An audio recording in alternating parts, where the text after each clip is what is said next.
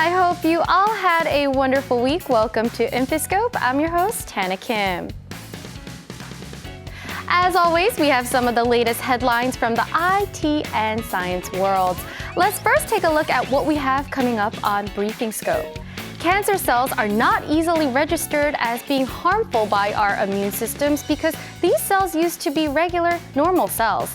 However, there's now a way to trigger an attack on just cancer cells. We'll have more on this in just a moment.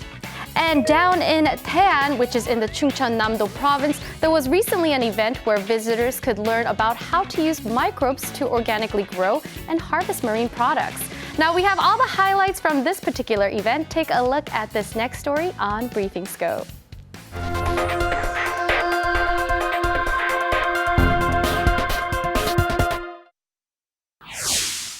Taean was host to an event featuring Biofloc Technology, with which the Ministry of Oceans and Fisheries succeeded in cultivating shrimp and fish all year long. Biofloc technology involves the use of microbes to keep an ecosystem clean and maintained. Visitors were able to harvest such fish directly and cook them. An international team of researchers has come up with a method to make our immune system target and attack cancer cells in the body. It involves taking the cancer's RNA, putting it in particles of fat, and inserting it back into the bloodstream like a pathogen. This method also has few side effects as the treatment involves the patient's own cells. A planet is born in the disk of gas and dust that forms around a young star. An international team of astronomers identified spiral arms within a disk 450 light-years away from Earth for the first time, as these features are usually observed on the surface, not in the disk. No matter how many new observations we find in space, there's just so much more to discover in the universe. But speaking of space, the planet Mars has been a hot topic these days. In fact, space agencies from all over the world are competing and also cooperating to reach the red planet. Some even say that humans may be able to go to Mars by 2022. We'll have more information on this for you in just a bit, but first, have you ever wondered why certain animals are certain colors? A lot of it has to do with camouflaging to their environments. Now, new research shows that dinosaurs from over 120 million years ago camouflaged themselves the same way as sharks do in the sea. We have more details on this in the next part of our show. Here's Industry Inside.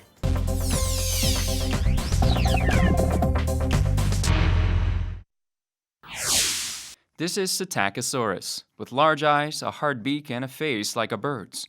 It is a dinosaur from 120 million years ago. Psittacosaurus was 150 centimeters long and an herbivore. Recently, researchers have found out how it managed to hide from bigger predators. A team of British and American scientists used the fossils of a Psittacosaurus and found that the species followed a pattern of what is called countershading. Lower part of the belly, it's very light, and then when we move up onto the back, it becomes darker and darker. Now this is a pattern called countershading. A form of camouflage in which an animal's pigmentation is darker on the upper side that's exposed to sunlight than the underside of the body. Sharks and stingrays have similar patterns as well. When they are observed from above, they wear the color of deep water, and when looked at from below, they look like they're part of the water's surface. That the gradient of pigment on the animal cancels the gradient of illumination from above, and therefore makes the animal appear flat. Cues to shape from shading disappear. Scientists believe that Psittacosaurus most likely lived in environments with diffused light, like forests, as its skin pigmentation would have been most effective in such an environment.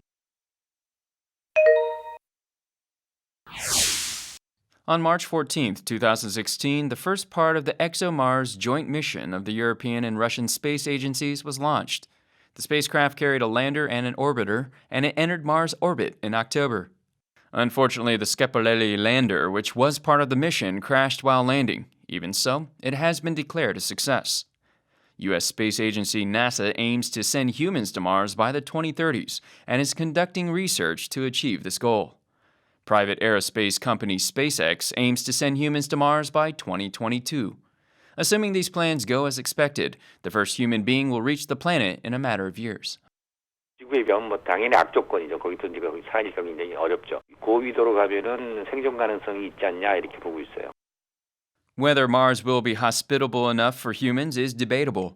The average temperature is minus 63 degrees Celsius, and 95% of the atmosphere is made up of carbon dioxide, which means a separate source of oxygen is a must for survival.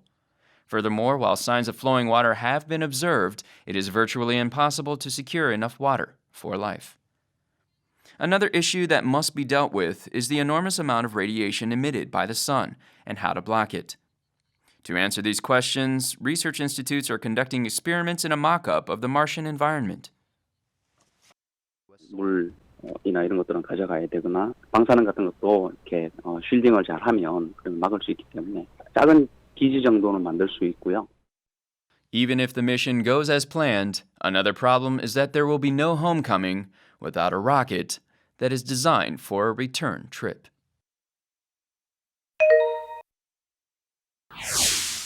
This is Sunspring, a short film about 3 people involved in a love triangle. The movie was entirely written by an AI named Benjamin. AI has advanced very rapidly and is now capable of creating art, a field that was regarded as being exclusively for humans. Some predict that it is only a matter of time before AI makes inroads into politics. Ben Goertzel, an influential figure in artificial intelligence, is developing AI software capable of augmenting human decision-making, named Robotic Analysis of Multiple Agents, or ROBAMA. In this rapidly changing world, it might take more than just human might to govern a nation. The human beings who need to make strategic decisions about large numbers of human beings could use help from AI systems that can understand all the data that... Goertzel states that the development of AGI, or Artificial General Intelligence, is necessary to complete ROBAMA. AGI is considered the next major step after AI. Unlike AI, tailored for different sectors, AGI is capable of free thought just like humans. I think we can build highly intelligent AGI, Artificial General Intelligence systems, can still think rationally and creatively and still even have empathy and compassion. A test model for ROBAMA is expected to be released next year and is slated to be completed in 2025. However, with a nation's fate on the line, what we'll need first is a legal system that ensures that ROBAMA is not abused. Honestly, I'm a little skeptical about AI in politics. We definitely have to wait for more updates before we can implement it into government systems. Now, moving on to our next story, researchers have successfully deciphered the words written on a burnt scroll. This latest technology will not only help restore burnt documents, but also give us further access to the past. And in the field of medicine, there has been ongoing research about the use of photodynamic therapy to treat cancer. Photodynamic therapy is a form of treatment that involves the use of drugs that react to certain types of light. Experts say that it may be more effective than other treatments with fewer side effects. Let's take a closer look at this story next on Tech a Peek.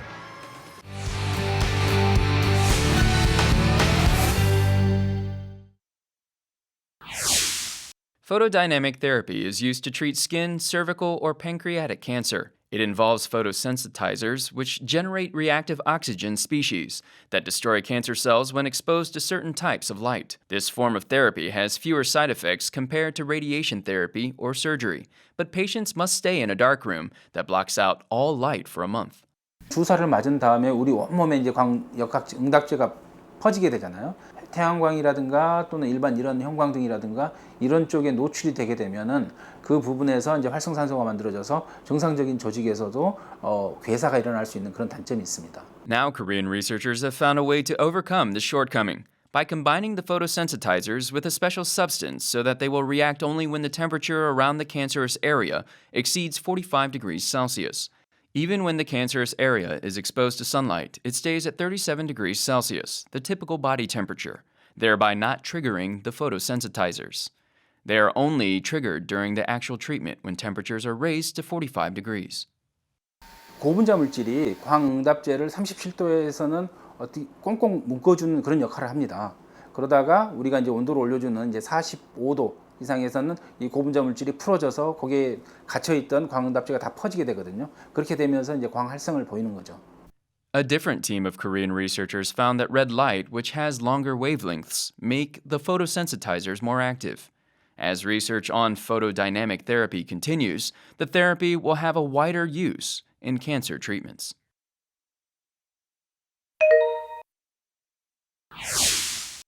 This charred scroll is the Ein Gedi scroll, discovered in the village of Ein Gedi in Israel in 1970.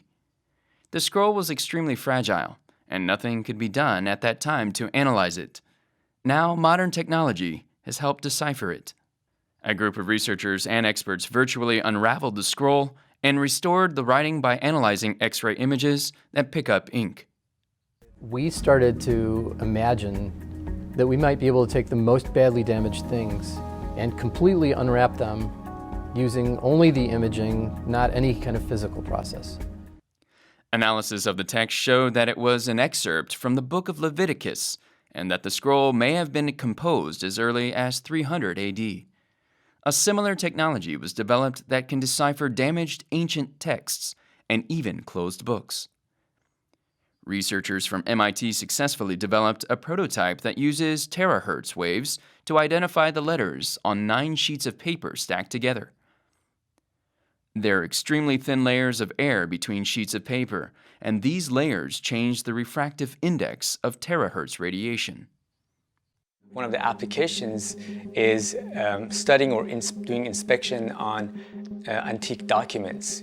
It's like an ancient book or whatever, and you cannot even touch it to open it and see what's inside. Advances in science and technology are helping excavate and restore valuable historical materials. A synchrotron generates a brilliant light by accelerating electrons and allows researchers to learn about the properties of materials at the molecular level. The 4th-generation synchrotron unveiled in Pohang, Gyeongsang-Pukto Province, can create a light that is 100 million times brighter than its predecessor.